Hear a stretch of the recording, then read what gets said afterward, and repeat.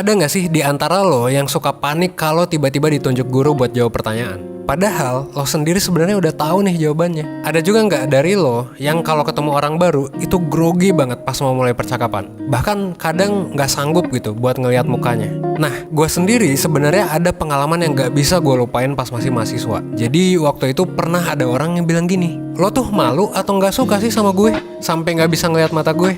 Nah, jujur ya, sejak gue mengalami itu, sejak orang itu bilang kayak gitu ke gue, itu kayak turning point gitu buat gue. Dan akhirnya gue ngerasa kalau sebenarnya nggak bisa nih kalau gue kayak gini-gini terus gitu. Dan sejak saat itu gue baru sadar bahwa gue harus mengatasi rasa malu yang berlebihan ini. Nah, gue mau nanya nih ke lo, apakah lo ngerasa bahwa diri lo adalah seorang pemalu juga? Kalau lo ngerasa kayak gitu, maka lo udah ada di video yang tepat. Di sini gue bakal ngebahas gimana caranya supaya lo bisa mengatasi rasa malu ini.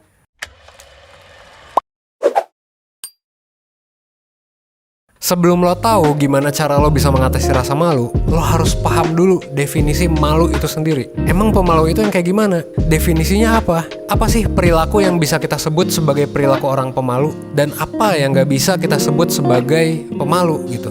Nah, menurut American Psychological Association, rasa malu itu adalah tendensi atau kecenderungan seseorang untuk merasa canggung, khawatir, atau tegang pas lagi ada di lingkungan sosial, terutama saat dikelilingi oleh orang yang tidak dikenal. Orang-orang yang tergolong sangat pemalu juga biasanya menunjukkan gejala sebagai berikut, mulai dari berkeringat, jantung yang deg-degan gitu ya, perasaan negatif tentang diri mereka, kekhawatiran tentang gimana orang lain memandang mereka, sampai kepada keinginan buat menjauhi interaksi sosial. Nah, orang pemalu punya kecenderungan buat overthinking. Contohnya, misalnya mikirin, habis ini gue ngomong apa ya ke orang ini gitu. Atau misalnya habis ngejokes nih, kedengeran lucu nggak ya lawakan gue tadi? Cara ngomongnya bener gak sih gue? Pemikiran-pemikiran itu terjadi sangat sering setiap para pemalu ini mau melakukan segala sesuatu. Padahal overthinking ini sebenarnya bisa jadi ngasih dampak negatif. Nah, tapi yang perlu diketahui adalah bahwa rasa malu itu sebetulnya termasuk hal yang normal banget. Dan ini umum dialami oleh orang, umum banget ditemui. Sebenarnya rasa malu ini bisa jadi nggak masalah gitu. Nah, tapi rasa malu ini menjadi masalah ketika perasaannya itu mulai mengganggu kehidupan orang tersebut secara signifikan.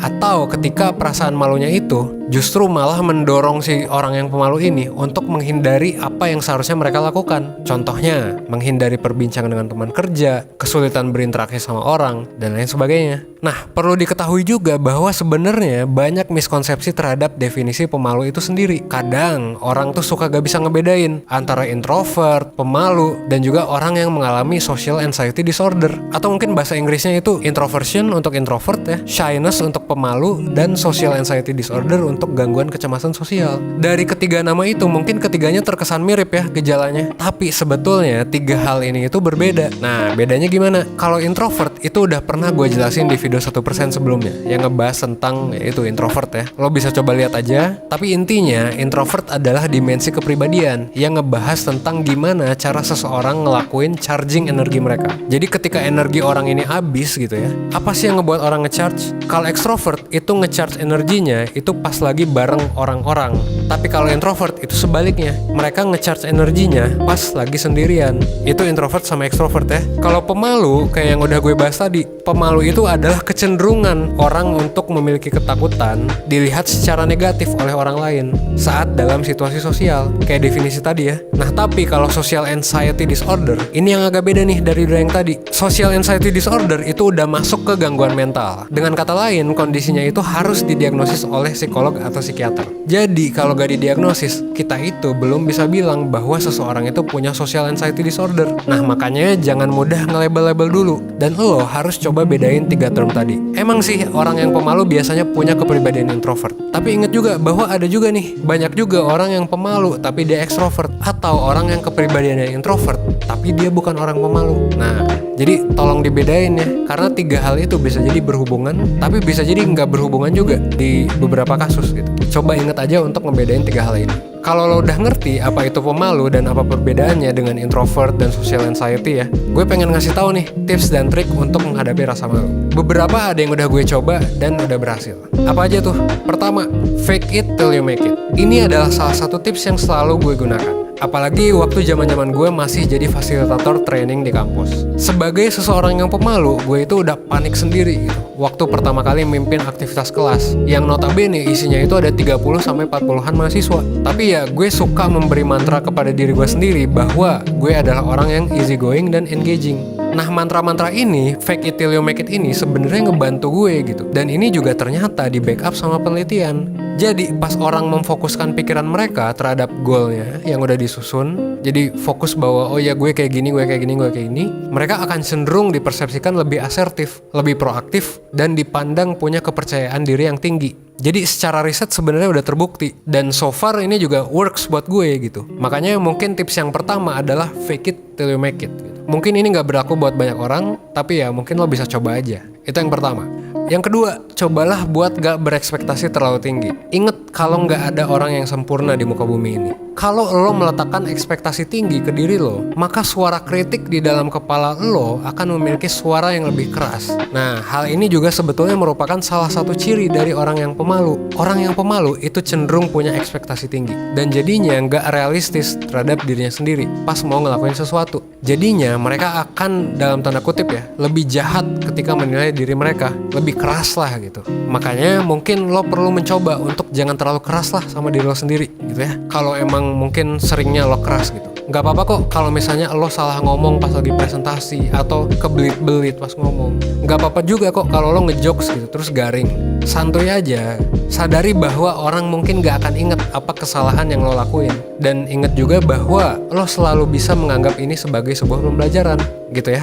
Yang ketiga, lo bisa coba sadari apa yang terjadi dalam pikiran lo saat lo lagi overthinking. Nah, ini biasanya yang pemalu sering overthinking nih. Pas overthinking, biasanya kan kita memonitor semua perilaku yang kita lakukan. Biasanya kita ngatur gimana harusnya mulut kita bergerak, atau gimana kaki dan tangan kita bergerak gitu ya, pas lagi presentasi atau pas lagi jalan. Di satu sisi ini bagus, karena lo jadi sadar atas apa yang terjadi di saat itu. Tapi, kalau lo ngelakuin ini dan lo tetap ngerasa khawatir atas hal yang bakal lo lakuin, berarti lo udah overthinking nih. Overthinking alias lo mengkhawatirkan apa yang akan terjadi di masa depan. Nah, kalau udah overthinking kayak gini, mendingan lo sadar bahwa sebenarnya kekhawatiran ini biasanya itu cuma terjadi di pikiran lo doang. Lo perlu untuk fokus sama hal yang lagi lo lakuin saat itu. Jadi fokuslah pada hal yang terjadi saat itu gitu. Jangan mikirin masa depan. Ini juga udah sempat gue bahas di video sebelumnya tentang mengatasi overthinking, tentang gimana caranya untuk lo supaya bisa konsentrasi. Intinya sih lo harus fokus pada saat itu, mindfulness gitu, live in the present, supaya lo bisa berhenti mengkritik diri lo sendiri yang biasanya merupakan kekhawatiran yang cuman terjadi di kepala lo doang. Jadi cuman asumsi aja nih terhadap apa yang bakal terjadi. Intinya kayak gitu ya, fokus ke present moment. Yang keempat, kalau lo grogi pas ketemu orang, lo bisa mulai dengan satu pertanyaan. Ini masih nyambung sih dengan poin sebelumnya. Jadi, orang yang pemalu itu cenderung berpikir bahwa mereka itu nggak bisa membuat perbincangan yang menarik gitu, yang asik lah. Nah, buat lo yang ngerasa kayak gitu, dibandingkan lo berfokus pada, kayaknya gue orangnya nggak asik kalau diajak ngobrol, atau kayaknya obrolan gue nggak seru gitu. Ya, lo bisa coba mulai dengan menggali informasi tentang lawan bicara lo. Siapa sih mereka itu? Pekerjaan mereka tuh apa? Hobi mereka itu apa? Dan lain sebagainya. Kenapa? Karena orang itu suka pas lagi berbicara tentang diri mereka. Dan siapa tahu ya, kalian nanti bakal menemukan orang dengan hobi yang sama, atau orang yang sebenarnya menarik nih kehidupannya. Nah, kalau udah kayak gitu biasanya perbincangan akan jadi seru. Tapi inget ya, kembali ke poin kedua, jangan terlalu taruh ekspektasi yang tinggi. Untuk pemalu mungkin ya butuh proses lah gitu. Untuk mulai obrolan aja itu sebenarnya kan udah sebuah pencapaian gitu. Jadi ya udah, anggap ini sebagai sebuah proses. Kalau emang nanti gak berjalan baik. Yang kelima, keluar dari zona nyaman lo. Salah satu cara untuk mengatasi rasa malu lo adalah mengembangkan rasa percaya diri di berbagai area dalam kehidupan lo. Ingat di awal tadi ya, kecemasan itu wajar dan biasanya hanya terjadi di pikiran. Jadi pada akhirnya rasa cemas, ketakutan untuk gagal, ketakutan ditolak, dan ketakutan untuk dipermalukan dan sebagainya gitu ya, itu nggak seharusnya menghentikan langkah lo untuk mengembangkan diri. Cobalah untuk keluar dari zona nyaman lo dan berpartisipasi aktif di berbagai kegiatan baru. Ini sama kayak kata Elsa dari Frozen. Ya lo harus pergi into the unknown gitu. Jadi kalau lo pemalu dan lo mau mengatasinya, ya lo harus sadar bahwa hal ini adalah hal yang wajar gitu. Tapi ingat, kalau lo nggak ngapa-ngapain, maka masalahnya nggak akan selesai-selesai. Jadi gue bener-bener nge-encourage lo untuk keluar dari zona nyaman. Kalau lo masih SMA, lo bisa mulai ikut OSIS atau ekskul yang memaksa lo untuk banyak berinteraksi dengan orang, atau yang memaksa lo untuk berbicara di depan umum. kalau lo udah kuliah, lo bisa nyoba untuk mulai ikut banyak organisasi atau kepanitiaan. Dan lo juga bisa masuk ke divisi yang mengharuskan lo untuk berhubungan dengan banyak orang. Kalau udah kerja, ya nggak ada salahnya juga untuk meluangkan waktu lo untuk ikut kegiatan relawan atau volunteering yang mengharuskan lo untuk bertemu dengan orang baru. Atau lo juga bisa ikut online mentoring kalau lo pengen curhat atau dikasih feedback dan solusi sama mentor dari 1%.